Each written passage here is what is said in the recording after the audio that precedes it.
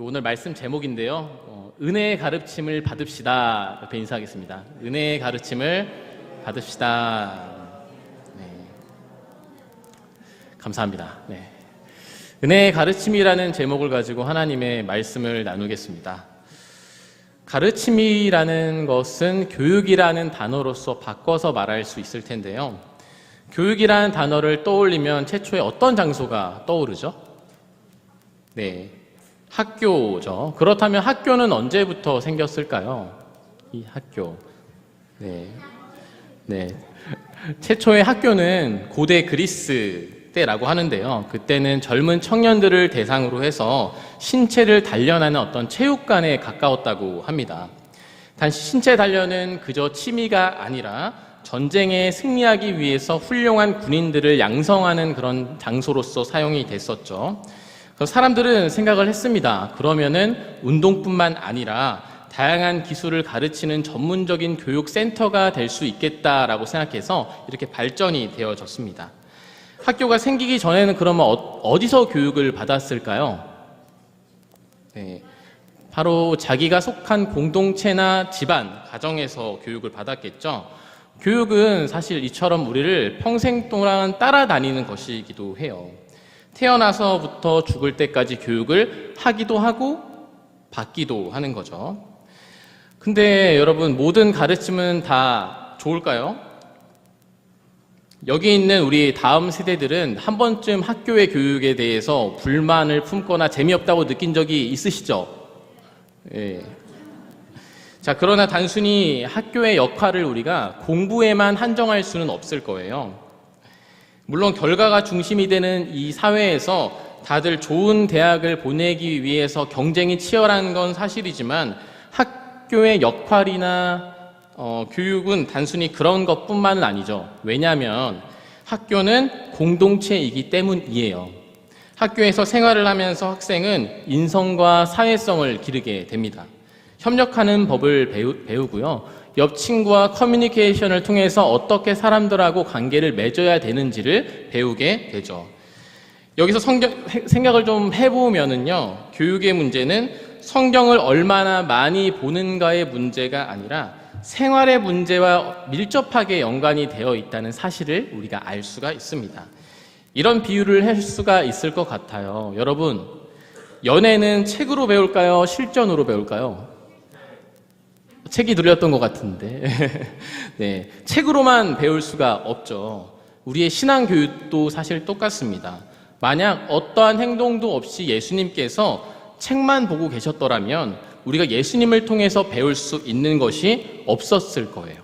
학교에서 공부만 하는 것이 아니죠. 교회도 마찬가지입니다. 우리는 다음 세대를 뭐라고 부르죠? 다음 세대가 교육을 하는 곳을 주일 학교라고 부르기도 합니다. 이것은 근데 동일하게 어른들에게도 적용이 되는 거예요.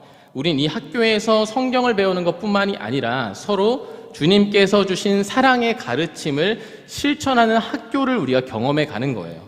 배움에는 끝이 없기 때문이죠. 우리는 교회를 통해 주님의 뜻을 죽을 때까지 배우는 것이거든요. 그런 의미에서 우리는 교만하지 않아야 되고 서로 존중할 수 있는 태도로서의 학교가 필요하죠. 오늘 말씀을 같이 보면요, 11절에는 모든 사람에게 구원을 주시는 하나님의 은혜가 나타난다고 말을 하고 있습니다. 이는 하나님께서 우리를 어떻게 하신다는 것이죠? 은혜로 뭐 하신다? 구원하신다 라는 거죠. 모든 사람을 사망에서 건져주신다는 말입니다. 그런데 여기서 은혜라는 말이 때로는 굉장히 자기 상황에 맞게끔 쓰여지기도 합니다. 어떤 목사님이 재미있는 예를 하나 드셨는데요. 자신이 미국에서 사역할 때 이제 예배가 끝나면 꼭 초원교회를 가는 사람들이 있었다 그래요. 초원교회가 어딜까요? 네, 초원교회. 저도 처음 알았는데 이 초원교회가 골프장을 뜻하는 거랍니다. 네.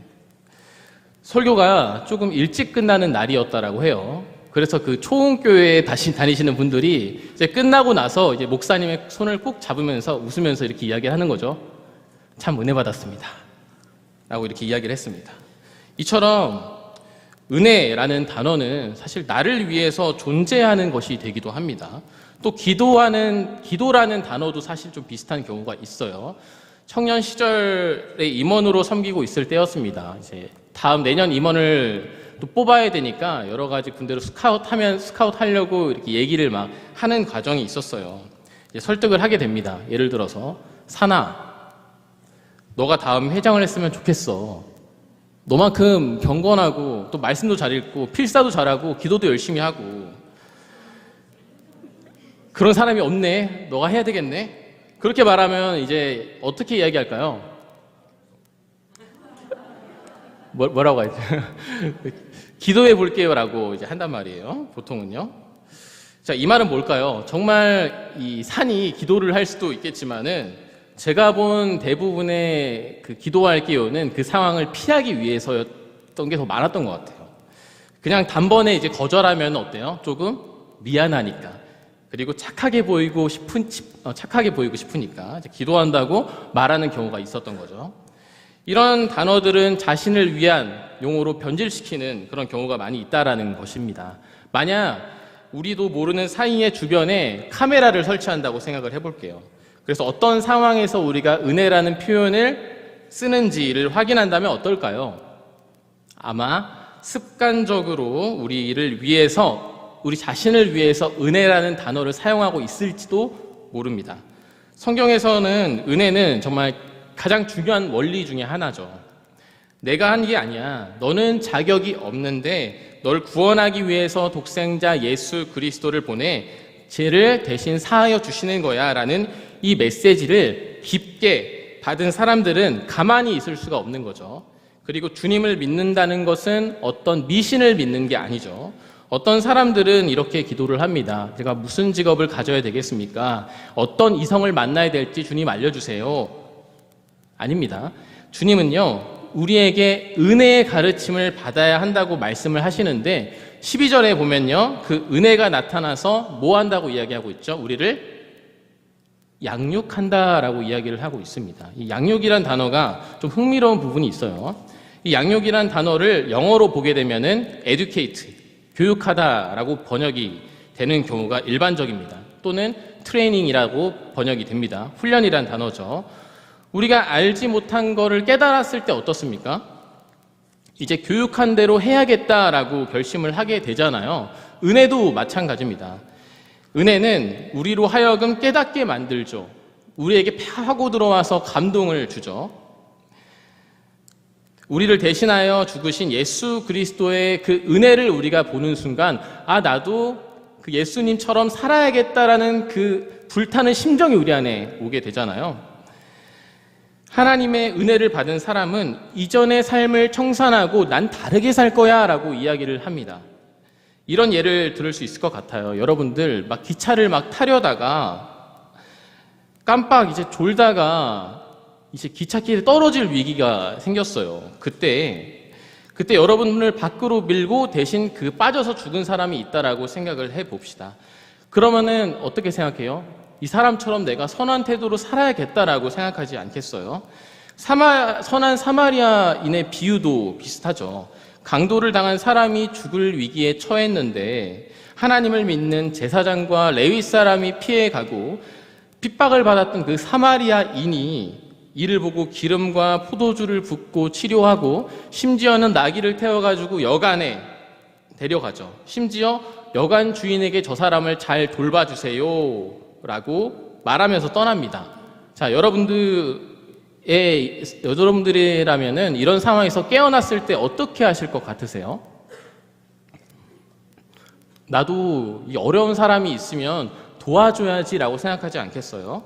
은혜를 적극적으로 깨달은 사람은 자기가 이런 사망에 있었다는 사실을 알기 때문에 내가 예수님처럼 살아야겠다라고 말하게 되어 있습니다. 그러나 교육이란, 훈련이란 이 모든 것은 한순간에 끝납니까? 한순간에 끝나지 않습니다. 계속해서 우리가 가르침을 받아야 되는 거예요. 그러나 가르침을 반복적으로 우리가 받으면서도 어떤 욕구가 동시에 있어요? 그 반대로 하고 싶은 욕구에 우리가 항상 이끌려요. 세상의 험한 것들에 자꾸 이끌릴 때 은혜의 메시지는 우리에게 경고를 주기도 합니다. 이어서 12절에 보시면 그 교육에 대한 내용이 나오죠. 경건하지 않은 것, 이 세상의 정욕을 버리고 신중함과 의로움, 경건함을 이야기를 하고 있습니다. 아니, 내가 지금까지는 돈이 최고인지 알았는데 주님을 만나고 나니까 이 영원한 기쁨이 무엇인지 알게 되는구나.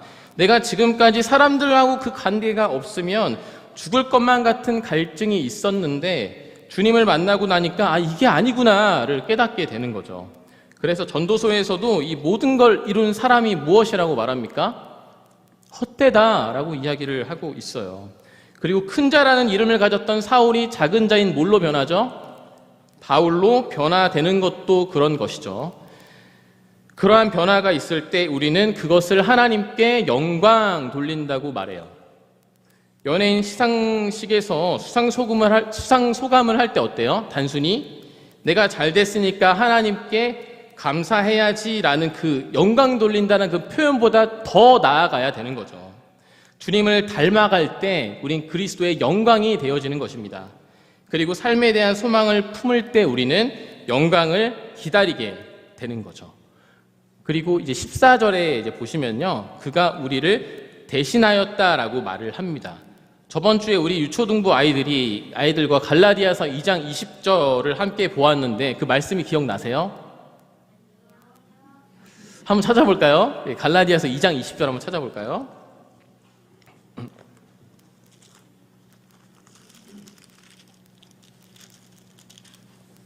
네, 계속 우리는 이렇게 가르침을 받아야 됩니다. 갈라디아서 2장 20절 304면에 위치합니다. 신약입니다.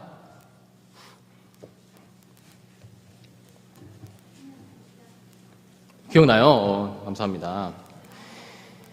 네, 그럼 같이 한번 읽어보도록 하겠습니다. 시작. 내가 그리스도와 함께 십자가에 못 박혔나니 그런즉 이제는 내가 사는 것이 아니요 오직 내 안에 그리스도께서 사시는 것이라. 이제 내가 육체 가운데 사는 것은 나를 사랑하사 나를 위하여 자기 자신을 버리신 하나님의 아들을 믿는 믿음 안에서 사는 것이라. 아멘. 이전에는 내 생각, 자신의 생각이 전부인지 알았는데 예수님의 은혜를 생각하면 할수록 그 희생을 생각하며 나도 그렇게 살아야지라고 가르침을 받는 거예요. 또한 주님은 이 구원을 받은 삶에서 멈추게 하지 않습니다. 주님이 주신 삶을 열심히 살아갈 수 있도록 힘과 능력을 우리에게 허락해 주세요. 그래서 은혜는 너네는 천국이란 이제 미래가 있으니까 그냥 대충 살아도 돼 라고 말하지 않습니다. 주님은 오늘 말씀에도 강조를 하고 있는데요, 14절에 한번 보시면 선한 일을 열심히 하는 자기 백성이 되게 하신다고 말씀합니다. 우리 친구들한테 물어볼게요. 여러분들 무엇인가 내가 정말 열심히 했다라고 생각한 적 있으세요? 네, 끄떡끄떡 감사합니다. 네. 자, 여기서 열심히 한다는 것은 단순히 어떤 한 시기만을 뜻하는 것은 아니에요. 성경에는 우리에게 무엇을 요청하시죠? 범사에 어떻게 하라? 네, 감사합니다. 감사하고 뭐하라? 네, 기도할 것을 요청하시고요. 일하지 않는 자는 어떻게 하지도 말라? 먹지도 말라라고 어떻게 보면 강력하게 이야기를 하고 있어요. 너 열심히 하지 않으면 내가 혼낼 거야가 아니라 은혜 받는 자는 멈추지 않는다라는 것을 의미하고 있는 거예요. 마치 우리의 삶은 그래서 농부 혹은 어부와 같은 것 같아요. 매일매일 성실하게 곡식이 잘 자라나는지를 확인을 해야 되고요. 비바람이 몰아칠 때도 물고기를 잡아야 될 때도 있습니다. 물론 주님을 믿는 사람은 시험 받을 때가 있죠. 우리 유초등부 지금 어떤 말씀 나누고 있죠? 네, 욥기 보면 어때요? 분명 하나님을 경외하는 자라고 소개를 했던 것이 욥은 어떻게 하죠? 자기 처지를 한탄하고 저주하는 모습까지 있잖아요. 하지만 은혜에 속한 사람은 그 시험도 하나님께서 주신 거라는 것을 인정해요. 여기서 우리의 은혜가 날 교육하고 있다는 것을 아는 사람은 고난을 감사하면서 나아가지만 반대인 사람은 그 고난에 너무나도 쉽게 무너지게 되는 거예요. 매 순간 은혜를 아는 사람은 다시 정신을 차리고 일어날 수 있는 거죠. 또한 주님은 우리에게 성령을 보내셨습니다. 성령은 우리를 가르치는 영이라고 말해요. 고린도전서 2장 12절에는 우리가 세상의 영을 받지 아니하고 오직 하나님으로부터 온 영을 받았으니 이는 우리로 하여금 하나님께서 우리에게 은혜로 주신 것들을 알게 하려 하심이라고 말합니다. 내 맘대로 은혜를 생각하는 사람들은 삶을 살아갈 때 자기 편한 대로 넘어가지만, 은혜를 제대로 경험한 사람들은 주님께서 우리에게 어떤 교육적인 경험을 체험하게 해주신다는 거예요. 이때 세상의 욕심으로부터 우리는 자유하게 되고 하나님이 원하시는 삶이 무엇인지 깨닫고 실천하는 데까지 나아간다는 말이죠. 모든 교육은 목적이 있습니다. 군대에 가면요, 이등병 때는 선임들한테 굉장히 혼나면서 삽질을 배우고, 그리고 총기 활용법을 배우기도 하거든요. 제가 이제 K4라는 총을 다뤘었는데, K4 들어보셨나요? 고속 유탄 기관총입니다. 네, 그걸 다루는 부대가 있었는데, 영화에서나 TV에서 봤을지도 모르겠지만 이 총은 차에 거치를 하고 쏘는 총이에요. 보셨나요? 거치 딱 해가지고 이렇게 누르는 총입니다. 근데 이 총이 좀 악명 높은 이유가 있습니다. 왜 악명이 높냐면 무게 때문에 악명이 높은데요. 이게 34kg예요. 34kg인데 여러분들 혹시 30kg 되는 친구 있나요? 30kg 좀 되는 친구? 있군요. 네. 감사합니다. 자, 그런데 이거는 뭘로 되어 있을까요? 네. 쇠로 되어 있기 때문에 어떨까요? 들 때. 네, 더 무겁게 느껴집니다. 굉장히 엄청나게 무거운 총이면은 그냥 기계로 옮길 텐데 34kg면 어때요? 좀 그래도 힘을 내면 좀 들 수 있잖아요. 근데 그래서 훈련을 할 때 이제 굉장히 무거운 거예요. 이제 군장이라 불리우는 그 가방이 있잖아요. 그 가방은 보통 20kg를 넣어야지만 이제 일반적인 그 무게인데, 그러면 그 20kg를 들고 그 총을 위에다 올려놔요. 그러면 몇 킬로입니까? 예? 네, 54kg죠. 이 54kg를 메고 움직일 때도 있습니다. 어떨까요? 그 무게 때문에 피멍이 들기도 합니다. 그러니까 이 총을 들 때 요령이 있어야 되고요. 도움이 꼭 필요합니다. 이런 총을 교육을 제대로 하지 않으면 어떻게 될까요? 굉장히 위험한 상황이 발생할 수도 있죠. 탄을 넣어서 사격할 때도 어떨까요? 이 탄이 좀 무겁습니다. 쏘게 되면은 뭐가 클까요? 네, 반동이 크기 때문에 미리 교육하지 않으면은 다칠 수도 있죠. 이처럼 교육은 굉장히 중요합니다. 은혜도 우리를 안전하게 만드는 수단이에요. 우리의 삶은 언제 어디서 위험한 상황이 생길지 모르거든요. 은혜를 통해서 우리는 미리 앞으로의 삶을 어떻게 현명하고 지혜롭게 살아갈 수 있을지를 또한 배우는 거예요. 은혜의 교육을 꾸준히 받지 않으면 우리는 쉽게 사단의 노예가 되어버릴 것입니다. 사랑하는 여러분, 사실 은혜의 가르침을 받는다는 것은 우리가 재성을 가졌기 때문에 자꾸만 우리가 벗어나려고 그러고 어려운 게 정상이에요. 은혜는 그래서 나를 깊숙하게 뚫고 들어와야 돼요. 하나님을 위해 모든 걸 걸어야겠다는 그런 어떠한 강력한 자극을 받아야 되는 것입니다. 성경에 나와 있는 믿음의 사람들은 모두 그러했습니다. 예수님처럼 살아야겠다는 깊은 열망, 성령은 끊임없이 이것을 우리에게 교육하고 계십니다. 이것을 깨닫는 이는 결코 주저하지 않고 주님이 하신 뜻에 나아가게 되어 있습니다. 왜냐하면 은혜가 우리의 삶에서 가장 중요한 선생님이라는 사실을 너무나도 잘 알고 있기 때문입니다. 은혜가 무엇인지, 은혜의 삶이 무엇인지를 고민하는 여기 모인 우리 모든 동산교회 성도님들 되시기를 기도합니다. 네, 기도하겠습니다. 하나님 아버지 감사합니다. 오늘 이렇게 함께 예배를 드림으로 인하여서 은혜의 가르침에 대해서 한번 생각해 보게 되었습니다. 이 은혜를 통하여서 우리가 매 순간 주님이 깨닫게 하여 주시고 그 깨달은 것에 멈추는 것이 아니라 우리 삶 곳곳마다 은혜가 필요한 이들에게 은혜를 증거하는 삶을 살아갈 수 있도록 주님께서 우리 한 명 한 명 붙들어 주시옵소서. 우리를 인도하여 주실 그 주님만을 예배합니다. 예수님의 이름으로 기도합니다. 아멘.